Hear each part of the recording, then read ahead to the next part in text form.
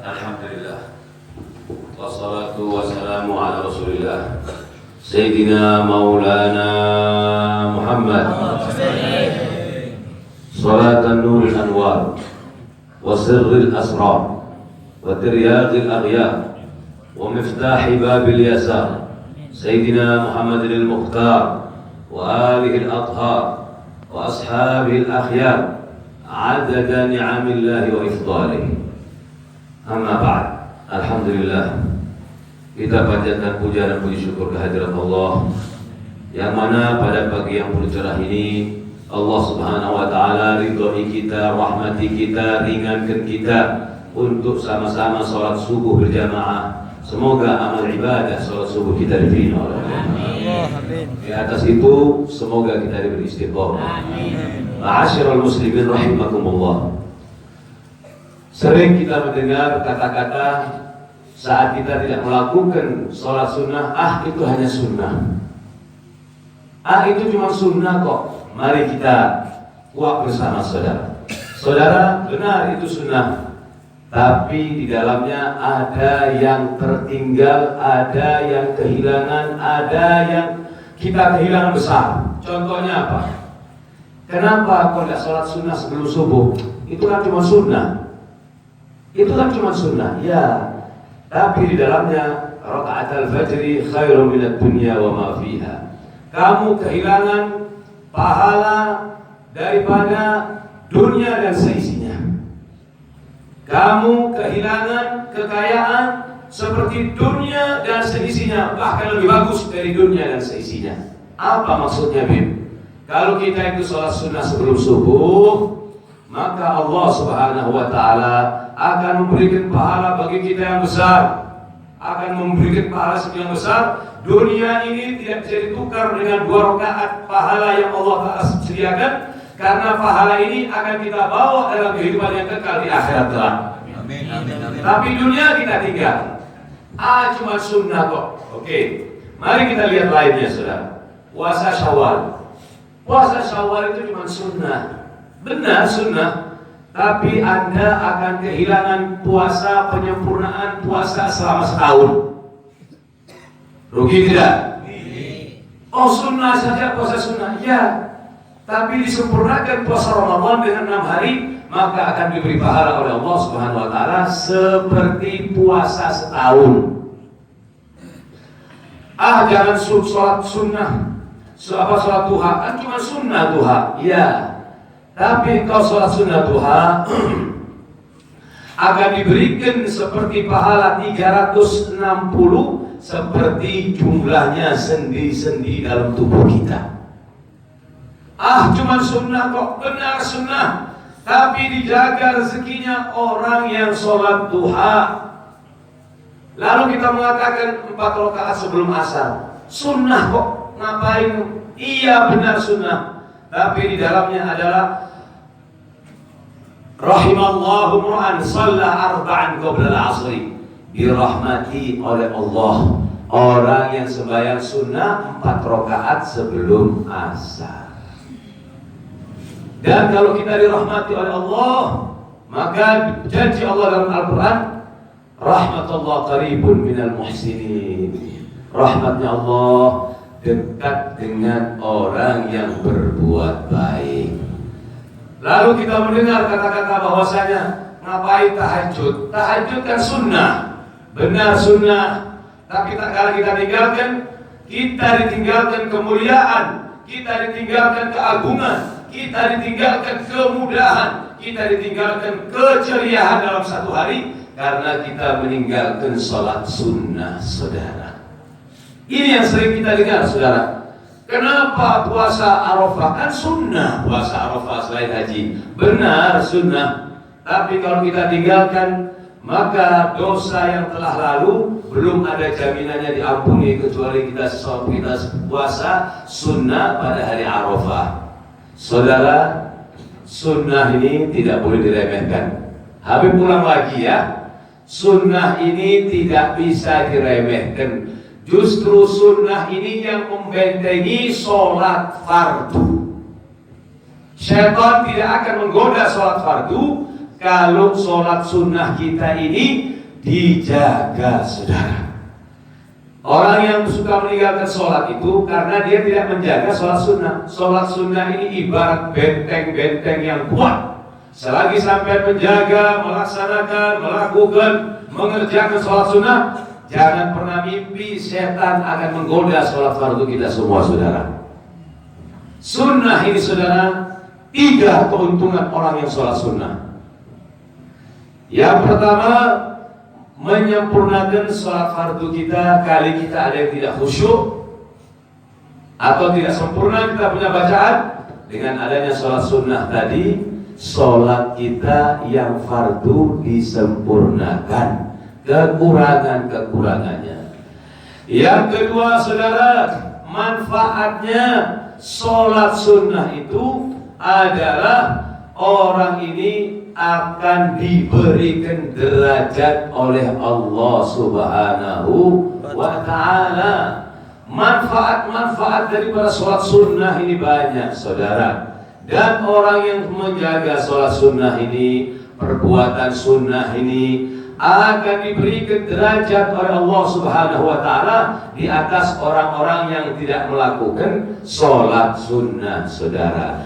Dan yang ketiga, akan mendapat predikat mahabbatullah, akan dicintai oleh Allah Subhanahu wa ta'ala.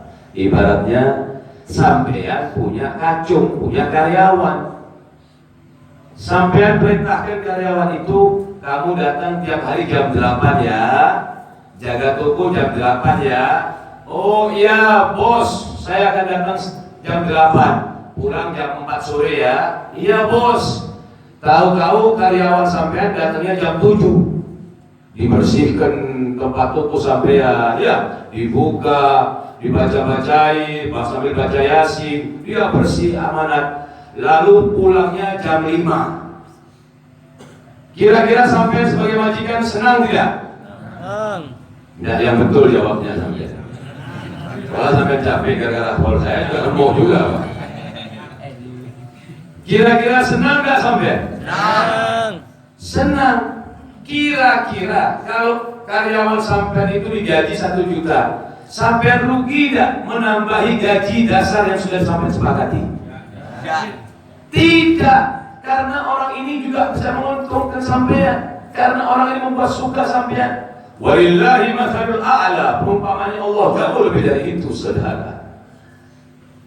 Kalau kita itu mengerjakan yang lebih dari yang Allah Ta'ala wajibkan, pasti kita akan mendapatkan predikat mahabbatullah, akan dicintai Allah Subhanahu wa ta'ala. Jangan sampai meremehkan kalimat-kalimat sunnah. Iya sunnah, tapi nanti orang itu bisa kehilangan kebaikan-kebaikan yang sangat besar sekali. Contohnya, saya tidak sedekah, kan sedekah itu sunnah. Benar, sedekah itu sunnah. Tapi sedekah ini bisa mengangkat bala kita, saudara. Sedekah ini bisa menghilangkan bala malapetaka kita, saudara.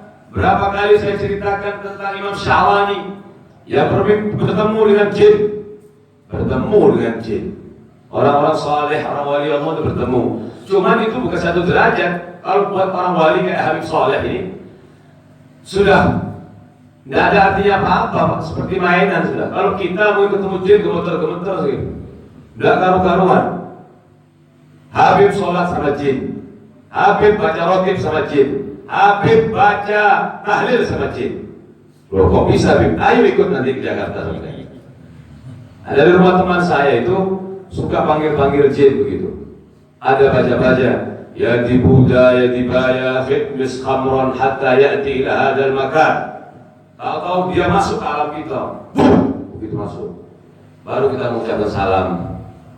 Ngeri Mas Agur? Nggak sampai perlu dicek Mas Agur. Sekali-kali perlu dicek. Ada seseorang saya ajak situ masuk. Setiap masuk itu mengucapkan assalamualaikum ya khaddam. Khaddam itu maksudnya wahai pembantu, itu maksudnya. Karena dari ketakutannya lisannya sampai bergetar, assalamualaikum ya hadram. Jadi begitu saudara. Kita kembali kepada apa?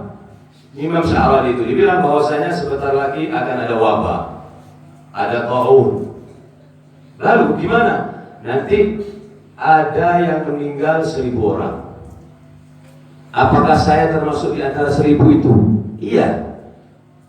Kamu termasuk di antara 1.000 itu. Sudah. Ternyata benar. Benar. Berita-berita dari jin itu, Pak, dia itu mencuri istirahatus sama'. Mencuri berita-berita dalam Al-Quran. Istirahatus sama' itu mencuri berita-berita yang diturunkan oleh Allah dari langit. Cuman beritanya 1%, bohongnya 9%, saudara. Beritanya benarnya 1, 9-nya bohong. Akhirnya subhanallah, ketemu ini jin baik. Makanya setiap ada pada manusia, pada jin juga ada seperti itu. Kata Ibn Abbas, jin yang seperti saya juga ada, seperti Pak Syakur juga ada, seperti Ustaz Yuni juga ada. Sampai seperti Ibn Abbas, seperti saya pun itu ada. Jin itu makhluknya Allah juga. Jin itu makhluknya Allah. Makanya yang masuk ke manusia itu Habib, alhamdulillah, ngeluarkan jin. Kalau orang kena jin, bawa sama saya. Alhamdulillah. Kalau orang kena jin, kena apa itu? Kenapa orang itu dimasukin jin? Karena jiwa yang dimasukin itu kosong. Seperti rumah kosong yang tidak zikir, yang tidak wirid, yang tidak sholat, masuk ke dalamnya. Dan orang yang kemasukan jin itu 5 orang. Yang paling banyak kemasukan jin berapa orang? 5 orang. Yang pertama, orang yang terlalu senang. Lihat konser-konser itu sampai kayak orang gila itu, cingkrang itu sudah kemasukan itu. Kalau tidak kemasukan tidak mungkin begitu. Coba musiknya dimatiin, mana mau dicingkrang begitu. Itu bersamaan dengan musik. Cingkrang, joget. Sampai penontonnya pun diguyur hujan pun tidak berhenti joget. Karena di dalamnya sudah ada jin. Atau sampai lihat hadroh itu samar-samar tuh, sampai gulung itu. Itu bukan ada apa-apa, itu ada makhluknya di dalamnya itu. Ada hadramnya itu di dalamnya itu. 1. Yang kedua, orang terlalu sedih, nangis, merintih, terus itu kemasukan nanti. Kalau sudah kemasukan diam, tidak mau bicara. Tanda-tandanya orang kena jin itu sampai lihat matanya. Kalau sudah sampai pegang tangannya, lihat matanya. Kalau matanya itu bergeraknya tidak normal, melebihi dari biasa, berarti di situ ada tenaga di dalamnya. Dan itu harus orang yang spesial dan punya ijazah. Kalau sampai tidak punya ijazah, yang macam-macam keluarkan jin sampai nanti masuk ke sampean nanti. Jadi begitu. Sudah, itu yang kedua. Yang ketiga, anak kecil.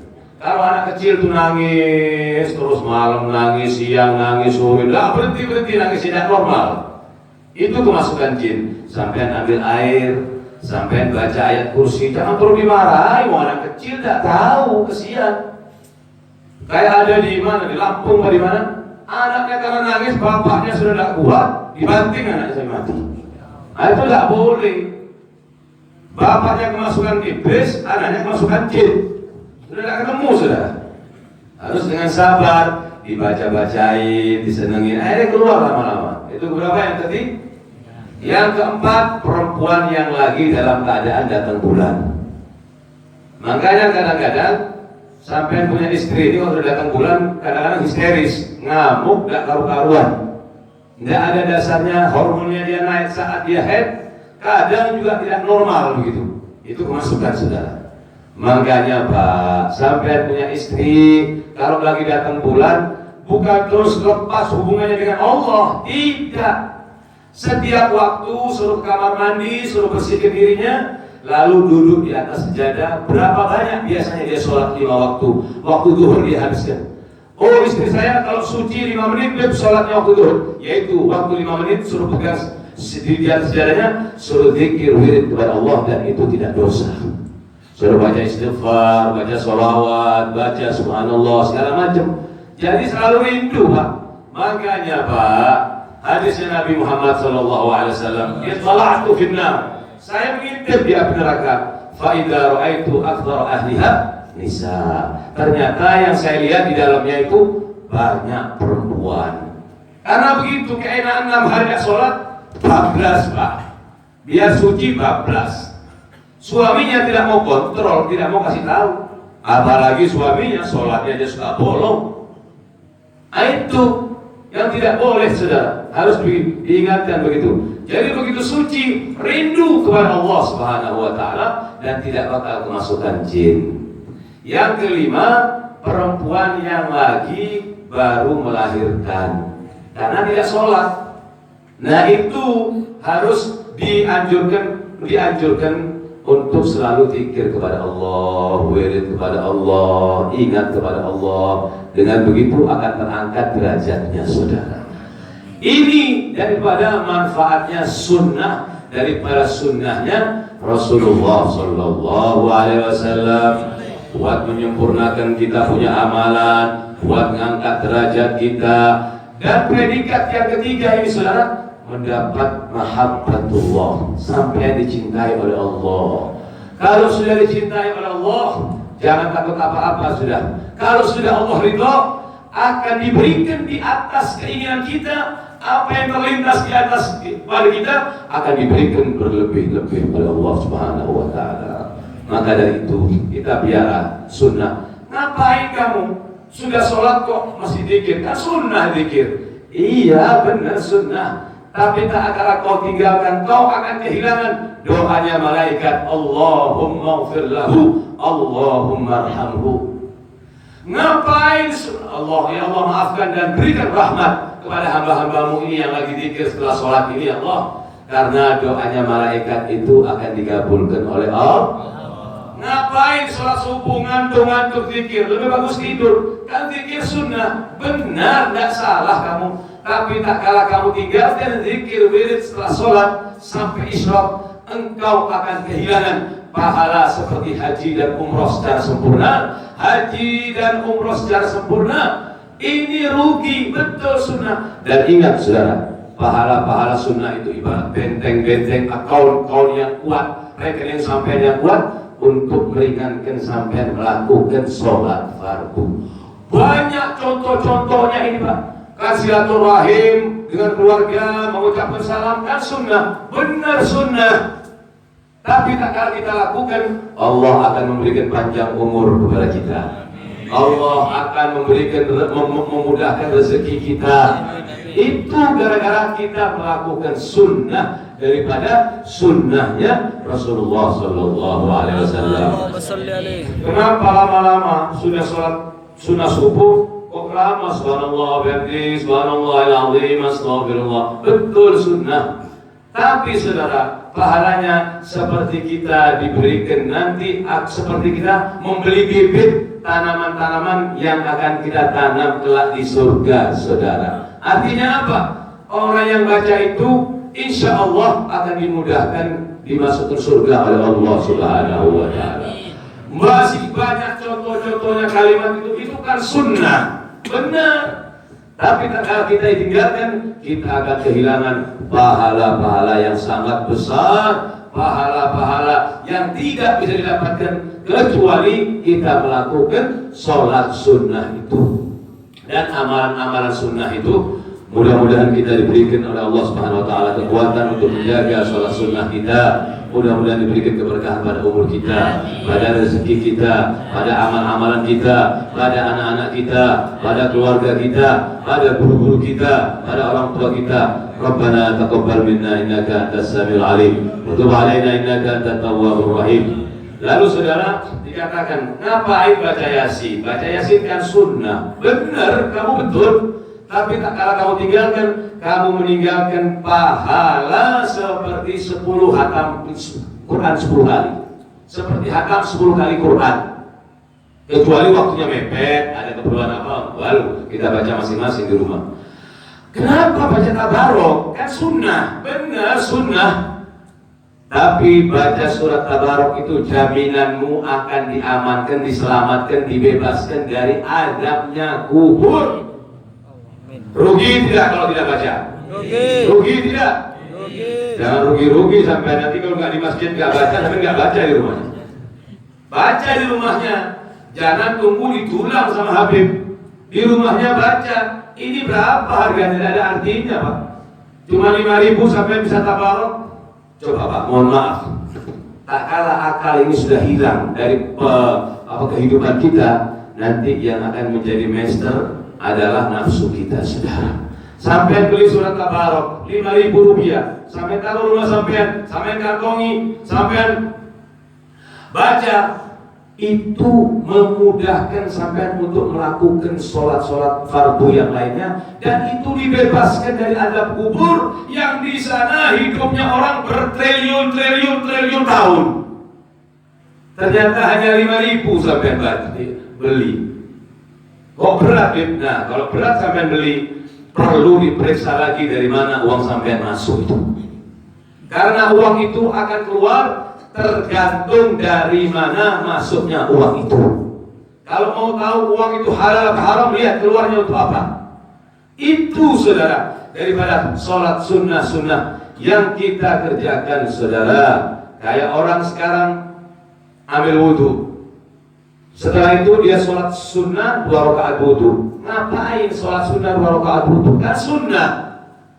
Betul sunnah, tapi tak kalah sampai kerjakan, dosa-dosa sampean akan diampuni antara sampean dengan Allah, sekalipun seperti buih di lautan.